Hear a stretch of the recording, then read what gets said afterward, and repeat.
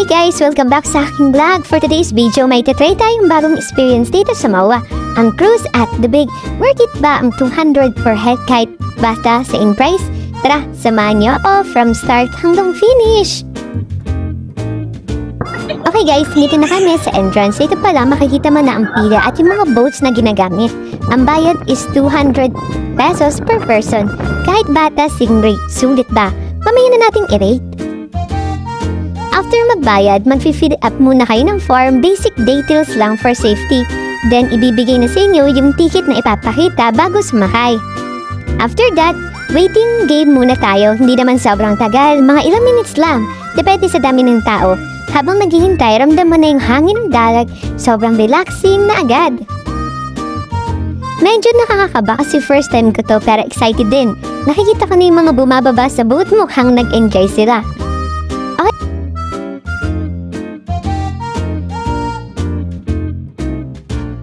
Guys, ito na. Sasakay na kami. Bago sumakay, magsusot muna ng life jacket.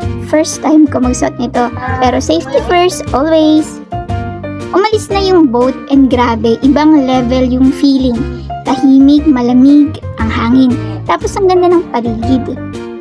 Habang nasa gitna na kami, mapapansin mo na parang mga bituin yung ilaw ng mga building sa paligid. Kita mo yung Solaire, Ojada Manila na sobrang colorful at syempre yung Ferris wheel ng MOA. Sobrang relaxing at parang nasa ibang lugar ka kahit nasa Manila ka lang. Hindi ko in-expect na ganito ka peaceful. Perfect pang date, pang family bonding or kahit solo chill. Highlight, pagdating sa gitna, papayagan kayo ng staff na mag-picture isa-isa. Super bait nila, sila pa mismo kukuha ng pictures nyo. At guys, ang background sobrang ganda. Yung ilaw ng Ojada Manila ang colorful. Perfect for IG at memories. Hindi kayo mamadaliin mag-picture, bibigyan talaga kayo ng chance na makakuha ng magandang shots. Kaya sulit na sulit. After a few minutes, babalik na ulit kayo sa dock. Bitin pero worth it yung experience. Remember guys ha, magdala lang ng extra cash for tip. Ingatan ang gamit lalo na sa phone. Enjoy the moment, okay? Wag lang puro video. Pagbaba, pwede kayong magbigay ng tip kay Kuya Driver at sa nagpicture as a simple thank you. Deserve nila yun. So overall, worth it bang 200 pesos? For me, yes na yes. Affordable, relaxing at may magandang experience ka na, maaalala mo talaga. So ayun guys, ang full experience ko sa cruise at the Bay MOA.